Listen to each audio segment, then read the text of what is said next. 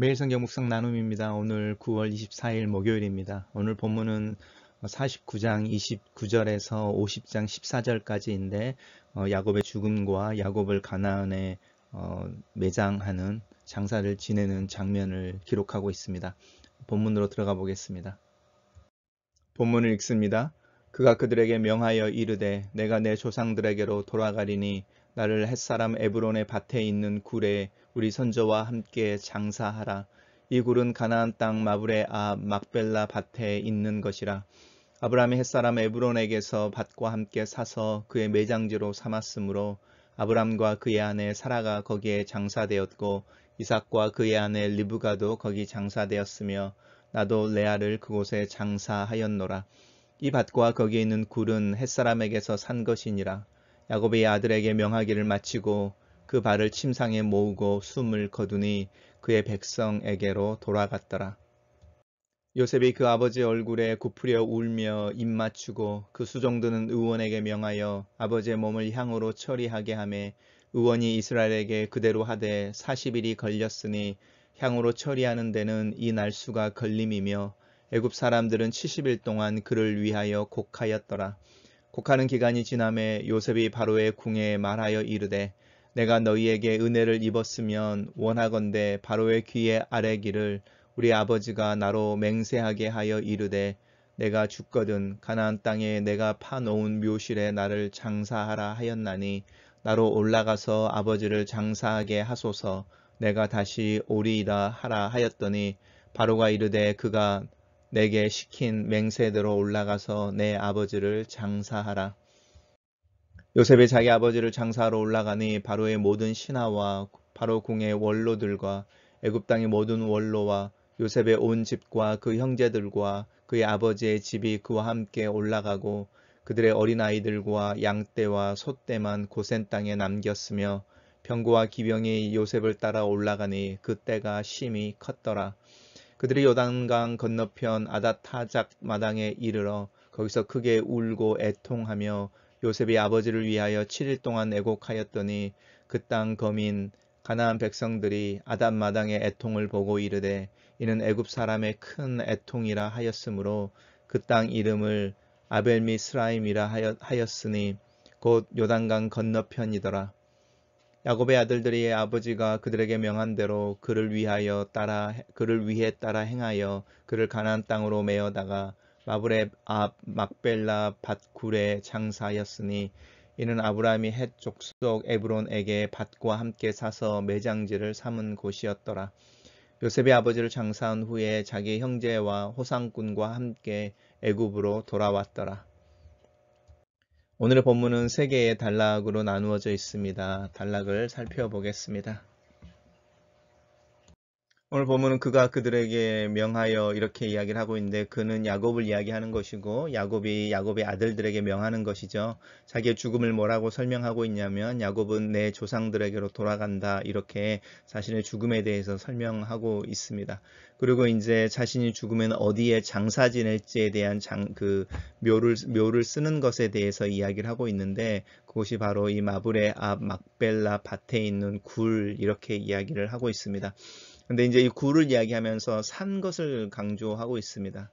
그리고 여기도 보시면 또 나오고 우리가 오늘 읽은 본문에서도 그 야곱이 묻혔던 굴에 대해서 이 굴을 햇사람에게서 산 것이다라고 말하면서 이 샀다라는 단어에 대해서 강조가 되어지고 있는데 아브라함이 이 땅을 살 때도 그냥 거저 주겠다는 것을 거절하고 내가 값을 지불하고 사는 거죠.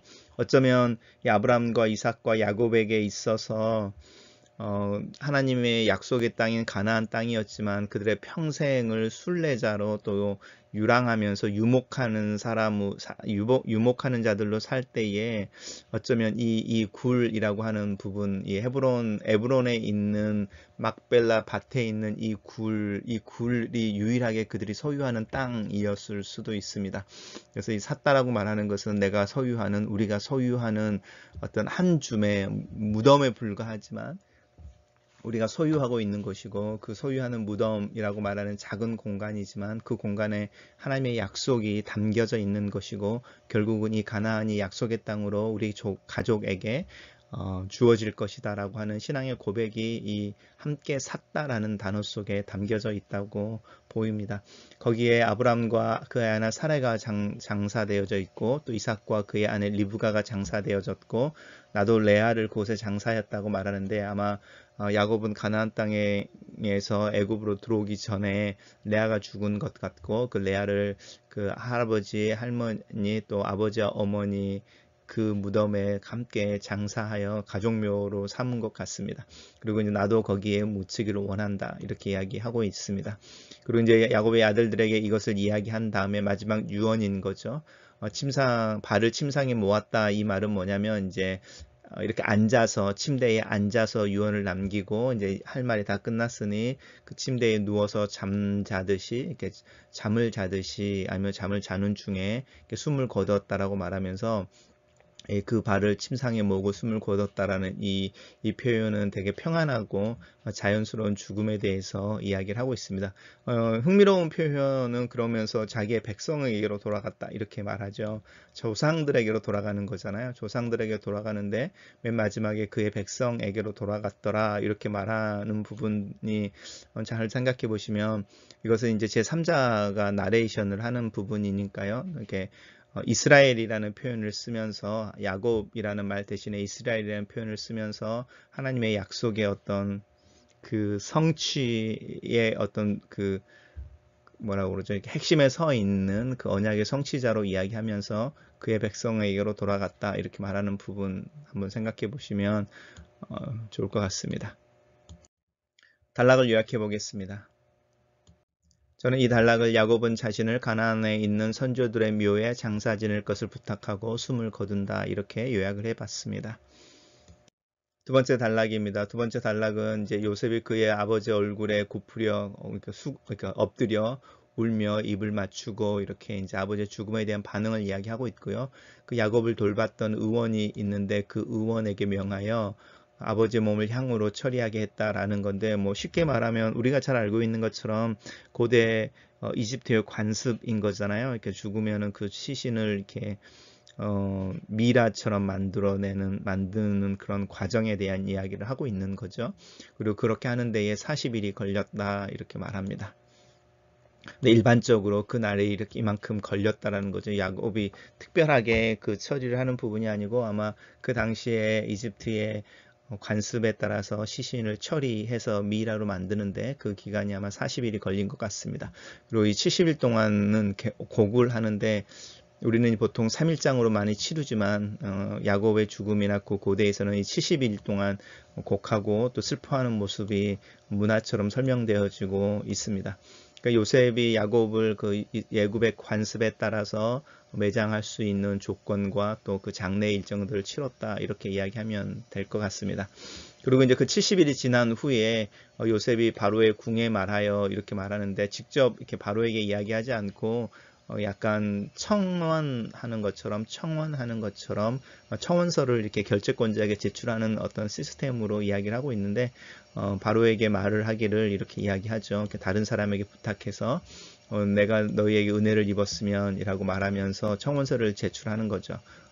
나로 하여금 아버지를 가나안 땅에 이렇게 묻어놓은 묘실에 이렇게 장사하게 해달라 이렇게 이야기를 하고 또 그 이야기를 하면서 내가 다시 오리라 라고 말하는 부분이 있죠. 이 부분은 어떤 그 요셉의 가족이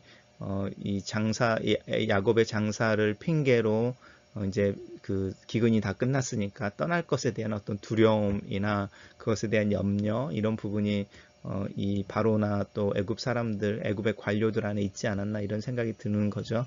돌아오겠다라는 약속을 특별히 하고 있는 모습 속에서 요셉이 가지고 있는 어떤 위치의 중요성에 대한 이야기일 수도 있고요. 그런 부분들을 살펴볼 수 있습니다. 그렇게 이야기를 했더니 바로가 그거를 허락하는 장면이 두 번째 단락의 이야기입니다. 단락을 요약해 보겠습니다.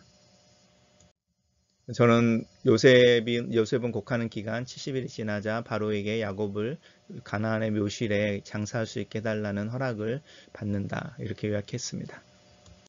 마지막 세 번째입니다. 세 번째는 이제 그렇게 해서 야곱의 시신을 가지고 가나안으로 올라가서 가나안에 장사하는 장면을 묘사하고 있습니다. 자기 아버지를 장사로 가니라고 말하죠. 이럴 때에 그 이제 여기 호상꾼이라고 나오는데 조문객이죠. 조문객인 거고요. 그 조문객이 이제 왜 그냥 단순히 슬퍼하는 사람들이라기보다는 호상꾼으로 이야기하는가라는 부분 속에서 그 야곱의 죽음이 슬픈 죽음이 아니고 우리가 이제 장례식에 갈 때 호상입니다. 이렇게 말하잖아요. 그런 의미를 담고 있습니다. 거기에 동반했던 사람들이 이제 모든 관료인 거죠. 그리고 원로들, 그리고 이제 요셉의 집과 그의 형제들과 이렇게 자기의 집 이렇게 말하는데 구별되어지고 있는 부분을 한번 살펴보십시오. 요셉이 하나의 일가를 이루고요. 그 형제들이 각각의 일가를 이루고 있고, 그리고 야곱에게 속한 사람들이 있을 거 아니에요. 여전히 뭐 부인인 실라라든지 빌하라든지 또 그 야곱의 그 하인들이라든지 그 집안이 전체로 있는 거죠. 그 부분을 같이 모든 가족이 온 집이 올라갔다라는 부분을 나눠서 설명하고 있는 것도 각각의 그 집안의 형편들이나 집안의 존재를 강조하는 것 같습니다. 함께 올라갔다라고 말합니다. 그리고 이제 남은 어린아이와 짐승들만 남겨놓고 올라가고 그럴 때의 병거와 기병이라고 말하는데 이제 애굽이 가장 자랑하는 군대가 함께 올라갔다 이렇게 말합니다. 그 이동할 때 이동하는 군대가 되게 컸다 이렇게 말하는데 사실 이 모습을 잘 살펴보시면 출애굽의 어떤 장면을 약간 이렇게 그 복선처럼 깔아주고 있는 것 같기도 하죠. 단순히 요셉의 집이 아니고 굉장히 그때가 심히 큰 무리가 애굽을 떠나서 가나안으로 들어가는 부분은 뭐 이렇게 정확하지는 않지만은 출애굽의 장면을 이렇게 복선처럼 보여준다고도 할 수 있습니다.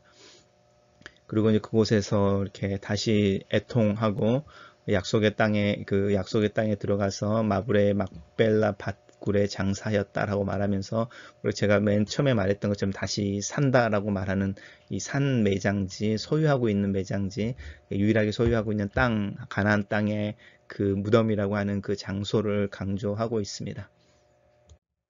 단락을 요약해 보겠습니다. 저는 이 단락을 야곱의 장래 행렬에 애굽의 원로와 관료들이 동행하고 군대가 함께 행진하였으며 요셉과 그 형제들은 야곱을 가나안 땅에 장사한다 이렇게 요약했습니다. 묵상 포인트입니다. 야곱은 자신의 죽음을 내 조상들에게로 돌아가는 것이라고 이해한다. 단순히 영적인 회개를 이야기하는 것만은 아니다. 그는 할아버지와 할머니, 아버지와 어머니, 그리고 자신의 첫째 부인이 묻혔던 그 무덤에 묻히기를 원한다. 여우도 죽을 때가 되면 자신이 태어난 곳을 향하여 머리를 둔다는 말이 있다.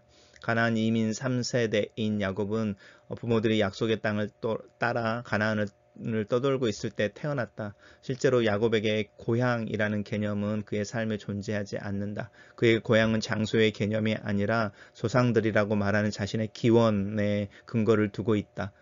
나처럼 이민자로 산다는 것은 고향을 떠난 자로 산다는 뜻이다. 돌아갈 것이 없다는 것은 마음속에 이유 모를 빈 공간을 만들기도 한다. 그리고 가끔씩 부평초처럼 떠도는 느낌을 줄 때도 있다. 떠도는 자로 산다는 것은 불안과 두려움이 내 마음 깊은 곳에 자리 잡게 하고 내 아이들도 어쩌면 비슷한 정체성의 빈 공간이 있을 것만 같다. 그래서 나는 고향을 만들고 싶은지도 모른다. 고향처럼 부를 수 있는 관계의 사람들을 가지고 싶은 목마름이 있다. 그래서 교회에 더 매달리는지도 모르겠다. 함께 살아가고 아이들에게 고향처럼 배경이 되어 주어 자라서 그 고향을 떠나 있다가도 언제든 돌아오면 어릴 적에 봤던 얼굴들이 자신들을 환하게 미소로 안아주고 품어주는 그런 공동체. 시간이 지날수록 나이가 들수록 나는 이런 고향 같은 공동체를 더 갈망하게 되는 것 같다. 고향 같은 이들과의 만남의 관계에 대해서 더 목말라 하지 않나 싶다. 두 번째 묵상 포인트입니다. 요셉의 생애를 묵상하면서 요셉이 철저하게 자기 위에 세워진 권위에 대해 최선을 다해 섬기는 모습을 본다. 보디발을 향해, 감옥의 간수장을 향해, 그리고 바로를 향해. 이미 요셉은 17살의 나이에 아버지인 야곱에게 성실하고 순종적인 아들이었던 것도 특징이다. 무엇인가를 책임질 수 있고 누군가를 향해 자신의 책임을 다하는 성실함이 요셉의 성품의 특징인 것 같다. 권위에 대한 나의 책임과 또 태도를 점검해 본다. 요셉은 바로에게 자신이 아버지 야곱을 가나안 땅에 장사 지낼 수 있도록 허락을 구할 때에 아버지와의 약속을 강조한다. 맹세라고 부르는 약속을 나는 너무나 쉽게 생각하지 않는지 돌아본다. 신앙이 좋다고 하면서도 하나님의 이름으로 했던 약속을 너무 쉽게 폐기해 버리지는 않는지, 우리 교회의 모습을 돌아본다. 함께 교회를 이루기로 했던 약속이 무색해지는 상황 속에서 나를 발견할 때면 하나님의 은혜를 구하지만 마음에 깊은 슬픔이 있다. 약속의 무게를 감당할 수 있는 믿음을 꿈꿔본다. 내 스스로 정한 약속에서부터 입으로 소리를 내서 한 약속까지 그 맹세라고 부를 수 있는 것들에 대해 성실한 모습을 놓고 기도한다. 요셉은 애굽 사람들의 관습을 따라 야곱의 장례를 준비하고 70일 동안 곡을 한다. 한 시대의 문화와 관습을 따라 사는 것과 하나님에 대한 신앙 사이의 균형을 잡는 일이 쉽지는 않다. 하지만 시대의 문화와 가치, 그 시대의 정신 속에서 살 때 많은 사소한 일상의 관례나 습관은 그것을 따르지 않으므로 하나님의 백성 또 그리스도인으로서의 특성을 드러내기보다는 그것을 마음을 담아 다 수행하는 과정 가운데 오히려 하나님을 믿는 백성 또 그리스도의 특성을 드러내는 때가 훨씬 더 많다. 하지만 이 둘 사이의 차이를 분별하는 지혜가 필요하다. 야곱의 행렬은 길고 화려했다. 애굽의 모든 관료와 원로들이 요셉의 조문객으로 그 여정에 참여하고 병거와 기병이 야곱의 마지막 길을 지키고 인도했다. 가나안 사람들의 눈에 야곱의 장례는 애굽의 유력자의 죽음 같았고 애굽의 총리인 요셉의 슬픔과 애도는 애굽의 권력자의 슬픔과 애도처럼 보였다. 하지만 야곱의 죽음은 하나님의 약속을 따라가는 과정이었고 요셉의 애굽으로 팔려가고 총리가 된 것 또한 하나님의 약속의 실현이었다. 이 세상 사람들의 눈에는 보이지 않는 하나님의 임재와 역사가 있다. 내 삶에 이 하나님의 일하심이 꼭 세상 사람들의 눈에 의해 발견되어지고 인정될 필요는 없다. 내가 하나님을 신뢰하고 하나님과 동행하면서 그 일을 따라 사는 것이 더 중요하다. 그런데 나는 여전히 사람들의 시선과 그들의 인정과 동의를 구하려고 한다. 하나님 앞에서 이 핵심의 원리를 회복해야겠다. 하나님이 나를 통해서 보고 싶어 하시는 일, 이루고 싶어 하시는 일을 해야 한다. 내 삶이 하나님 앞에서 또 하나님의 약속을 따라 하나님과 함께 일하는 신앙의 장소가 되기를 기도한다. 약속의 땅에 대한 소망을 지금 여기서 어떤 모습으로 살아가야 할지 잠잠히 생각해 본다. 글로 쓰는 기도입니다. 역사의 주관자이신 하나님, 하나님은 생명을 주시는 자이시며 또 그 생명을 취하시는 자이십니다. 나로 이 세상에 있게 하시는 분이며 내가 이 세상을 떠나 돌아가는 날 나를 그 앞에 세우시는 분입니다. 이 세상의 문화와 관습을 따라 오늘도 살아갑니다. 오늘이 고단하고 내일을 염려합니다. 건강을 염려하고 재정에 대해 고민합니다. 아이들을 향해 세상적인 성공을 기대하고 그들의 평안한 미래를 위해 기도합니다. 하지만 이렇게 살다가 하나님 앞에 서는 날이 있을 것을 알고 있습니다. 내 인생이 하나님의 계획 안에서 시작되었고 또 그렇게 끝날 것을 신뢰합니다. 나로 하여금 시간의 흐름 속에서 그 하나님이 나를 향하여 가지고 있는 계획을 구체적으로 이해하고 그것을 살아낼 수 있는 지혜와 힘을 더하여 주시옵소서. 예수 그리스도를 믿는다는 것이 무엇인지 또 그 믿음을 어떻게 살아낼 수 있을지, 내가 살아온 신앙의 길은 어떤 이름이며 또 어디로 이어지는 것인지, 나의 고향이신 하나님, 하나님을 향한 그리움과 하나님에 대한 생각으로 느끼는 평안과 안락함을 오늘 하루도 경험할 수 있도록 도와주시옵소서. 하나님 나의 시작이시며 마지막이시며 내가 떠나온 곳이며 내가 향하여 걷는 곳입니다. 아멘.